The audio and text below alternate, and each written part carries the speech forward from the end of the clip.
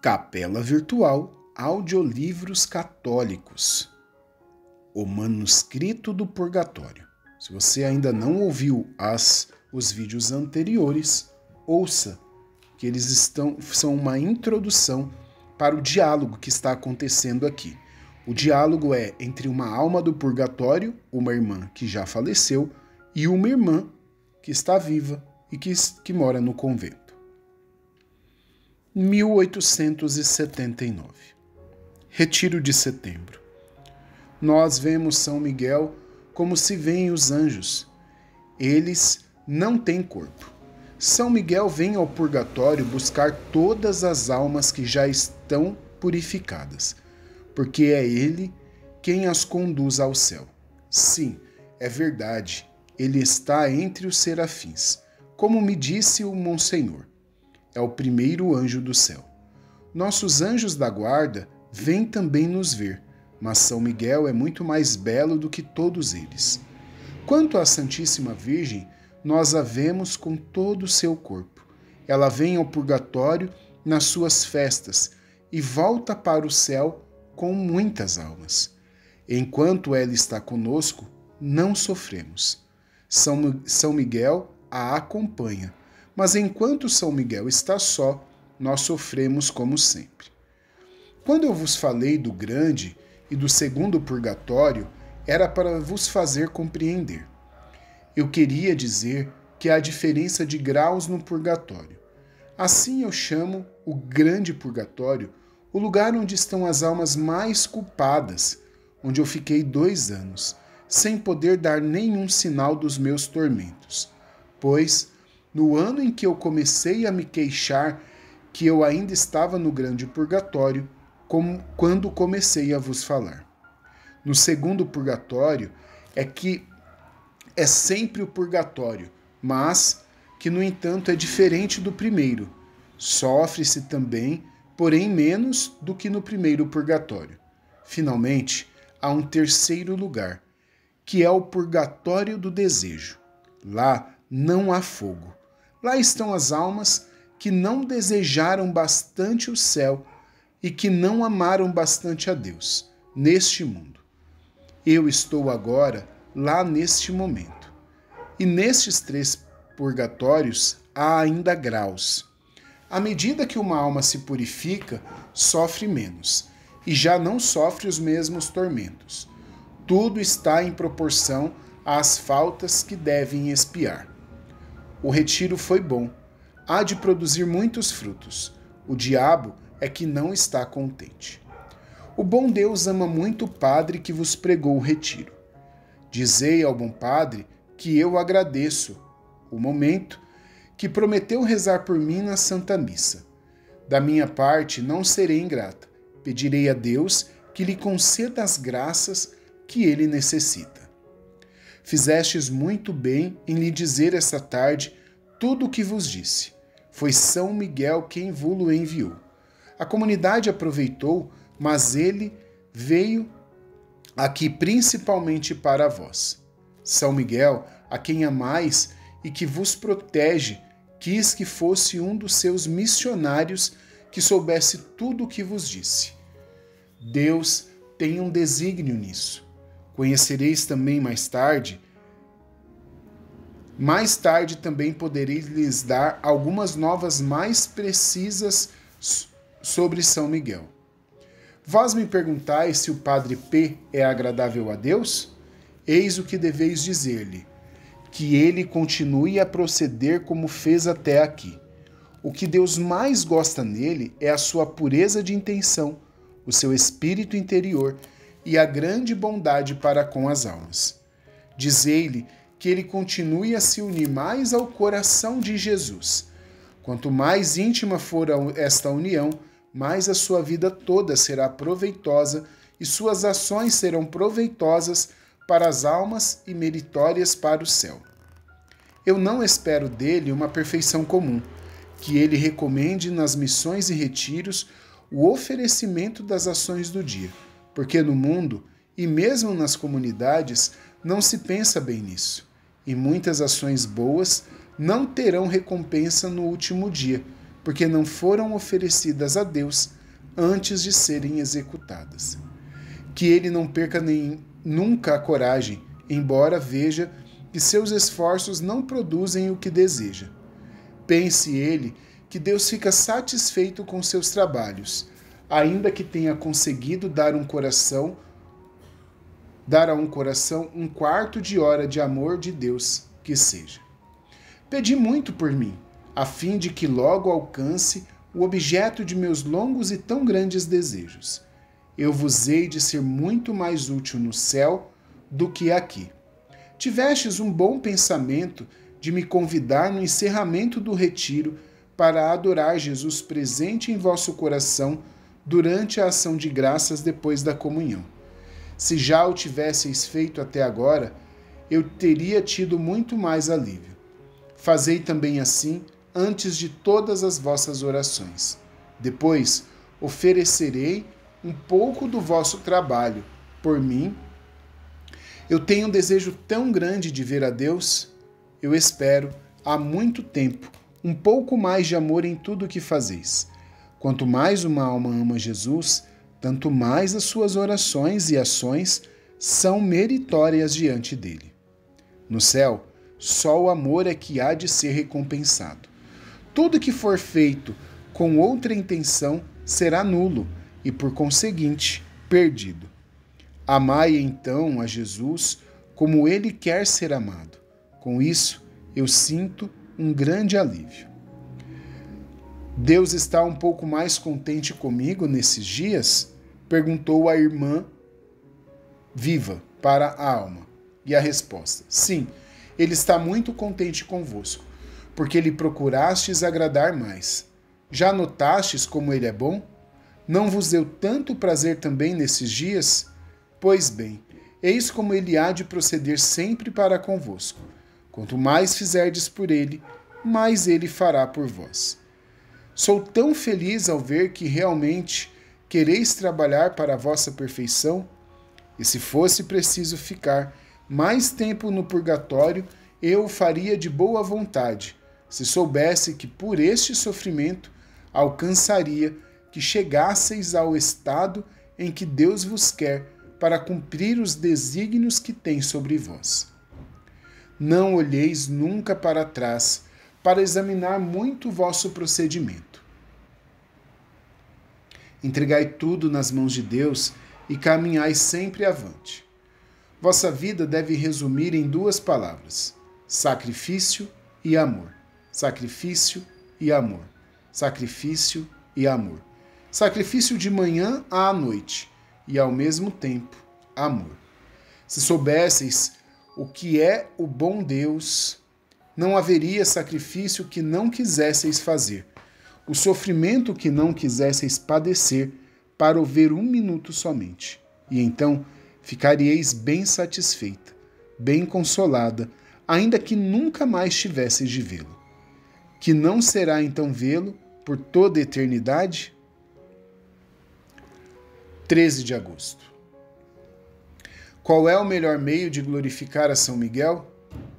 Pergunta a irmã.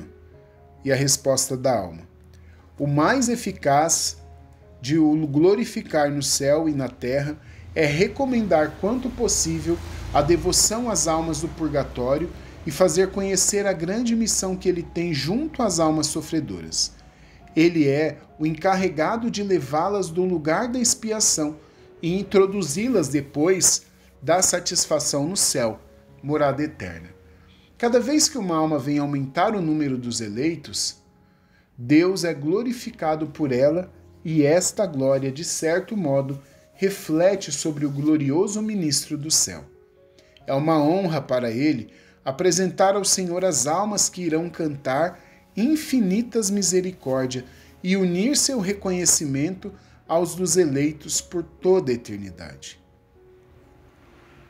Eu não posso vos fazer compreender todo o amor que o celeste arcanjo tem por seu divino mestre, e o amor que, por sua vez, Deus tem por São Miguel, e bem como a grande piedade que São Miguel tem por nós. Ele nos dá coragem no sofrimento quando nos fala do céu. Dizei ao Padre que, se ele quiser dar um grande prazer a São Miguel, recomende muito a devoção às almas do purgatório. Não se pensa muito nisso neste mundo. Quando se perdem, os parentes e amigos fazem algumas orações, choram durante alguns dias, depois tudo se acaba. As almas ficam abandonadas.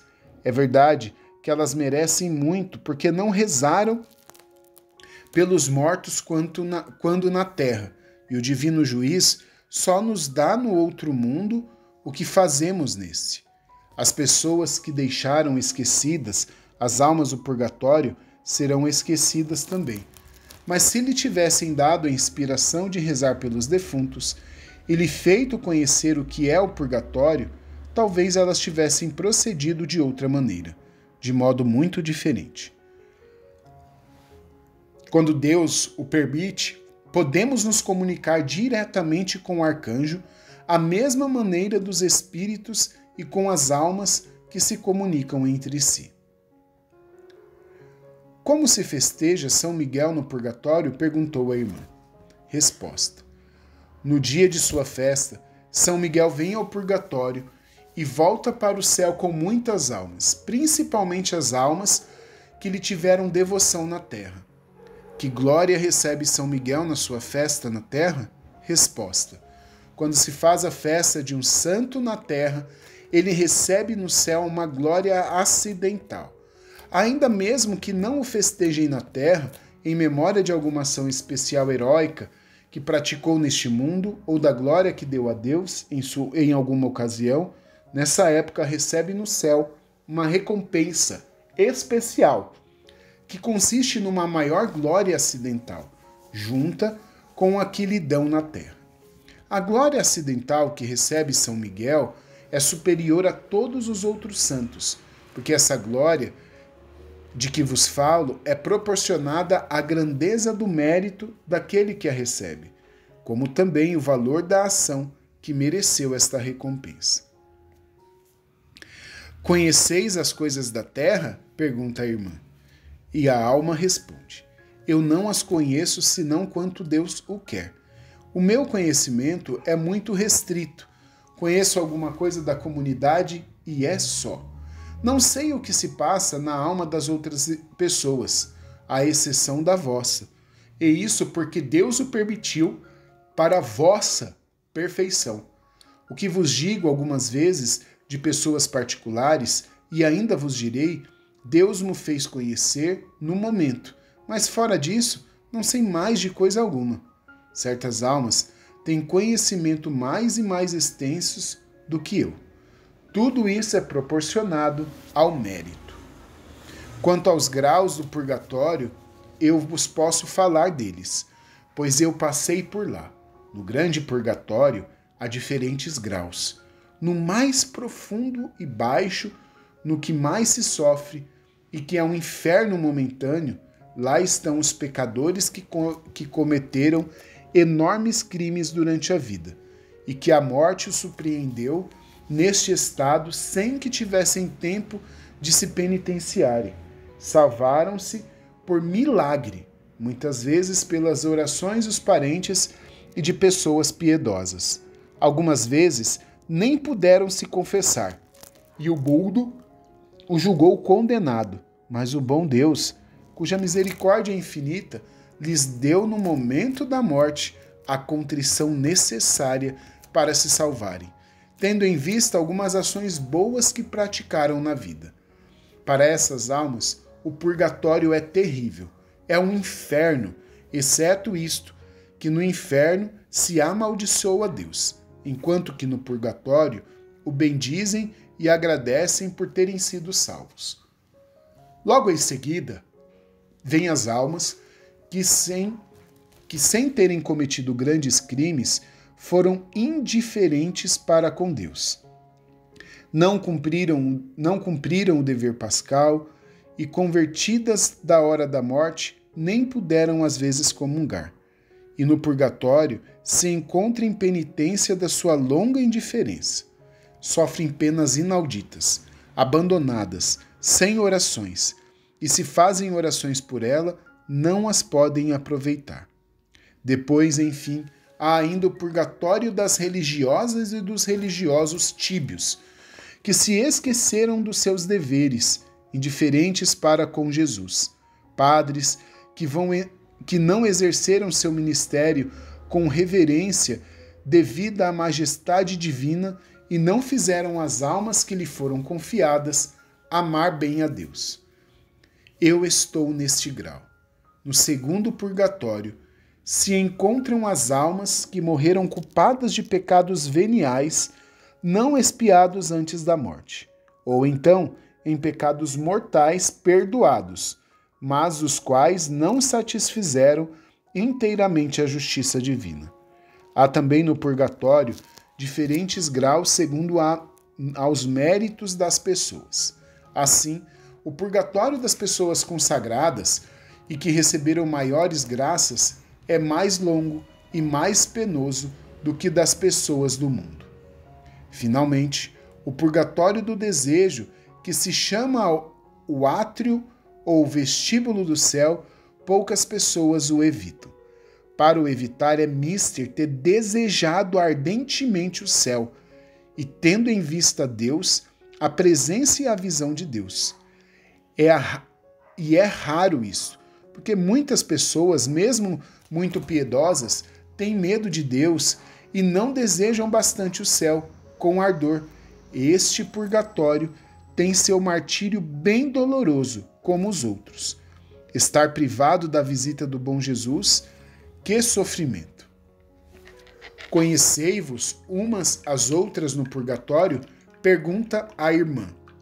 E a alma da outra irmã responde: as almas se comunicam entre si quando Deus o permite, porém, à maneira das almas, sem palavras. Sim, é verdade que eu vos falo, mas sois um espírito? Havereis de me compreender se eu não pronunciasse as palavras? Para mim, pois, que Deus o permitiu, eu vos compreendo sem que pronuncieis palavras com os lábios. Há, entretanto, comunicações de almas, assim quando vos vem um bom pensamento pelo vosso anjo da guarda ou por Deus mesmo. Eis a linguagem das almas. E a irmã pergunta: onde está o purgatório? A resposta: no centro da terra, próximo do inferno. E como o viste depois da comunhão? As almas estão aí, num lugar restrito, comparado à multidão que aí se encontra, pois são milhares e milhares de almas. Entretanto, que lugar ocupa uma alma? Cada dia aí chegam milhares e milhares, e a maior parte dos 30 aos 40 anos. Eu vos digo segundo os cálculos da Terra, porque aqui é outra coisa muito diferente.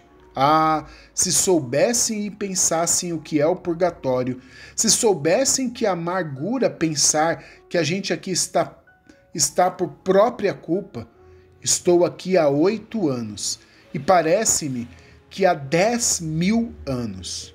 Ó meu Deus, dizei isto ao vosso Padre espiritual, que ele aprenda de mim o que é este lugar de sofrimento, a fim de que ele o faça conhecer para o futuro.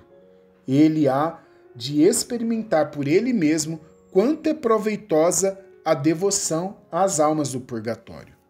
Deus concede muitas vezes mais graças por intermédio das almas do purgatório do que pela intercessão dos próprios santos. Quando o Padre X quiser obter uma coisa com mais segurança, dirija-se de preferência às almas que mais amaram a Santíssima Virgem neste mundo e que, por conseguinte, esta boa mãe deseja libertar mais depressa, e depois ele vos dirá se não fui muito bem em tudo. Há também algumas almas que não ficaram no purgatório propriamente dito.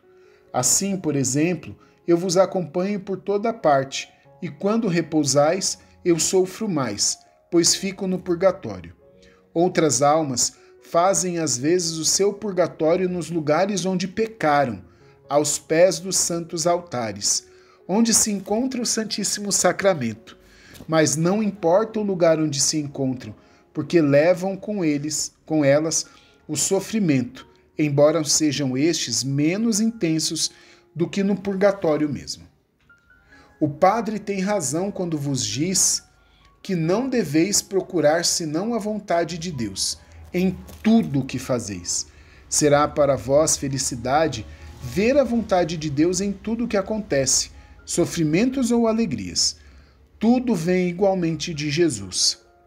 Como o ano de 1879 é muito grande, eu vou terminá-lo, dar continuidade no próximo vídeo.